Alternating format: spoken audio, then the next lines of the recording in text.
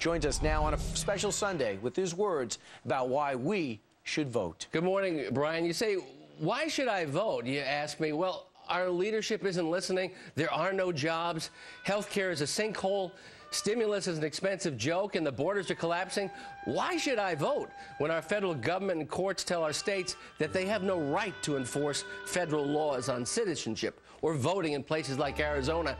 Why should I vote when our own president preaches to one audience that they should punish their enemies on Election Day? When he tells a radio audience that his party loses, it means that we are going to have just, quote, hand-to-hand combat up here on Capitol Hill. When the president says that after he gets America, symbolized by a car, out of the ditch, that he's happy to allow the Republicans to sit in back. And so you ask Democrats and Republicans and independents alike, does my vote really count? The problems are so big and my voice is so small. Well, you can walk into your polling place and say what Dr. Martin Luther King said at the Lincoln Memorial in 1957. He justifiably asked the question and demanded, give us the ballot. And he helped begin to claim the stain of racial disenfranchisement in America. You know, the vote is what Americans have always demanded. The signers of the United States Constitution, the slaves freed by the Emancipation Proclamation and given the vote 140 years ago, the suffragettes who marched and won the right to vote for women, and teenagers who won the right to vote at age 18. You see, we vote to ensure that we are free and that we are self-determining. We vote to convince our presidents and our Congress to adopt and adapt to the will and ways of the people who elect them.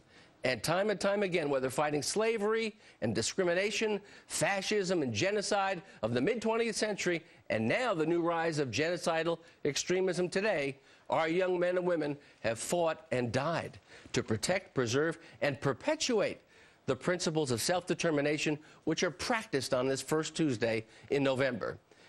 For that principle, Staff Sergeant Robert Miller sacrificed his life in Afghanistan, saving the lives of 22 soldiers on a snowy trail, and in death winning the Medal of Honor. The Tea Party and the Civil Rights Movement each prove that we believe in debate. But most importantly, we believe that from the many voices speaking in this confidential sanctuary called the polling place, we lift our voices up and we sing this song called America, with each unique voice no louder than the next. We do it because in spite of the partisan talk of a political season, all of us truly understand that a car divided will not run, and that we vote not to punish our enemies, but to convince new friends. We vote to prove that Americans crave not hand-to-hand combat on Capitol Hill, but hand-in-hand success in a system where right makes might. On Tuesday, in spite of your discouragement and your disillusionment with either or both parties, join me in thinking about the late and great Sergeant Robert Miller and his family.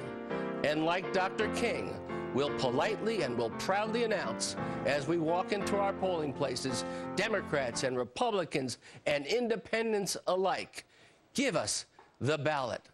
And then listen closely as the people of America lift their voices and sing in the greatest tabernacle of democracy ever, an auditorium we called the United States of America.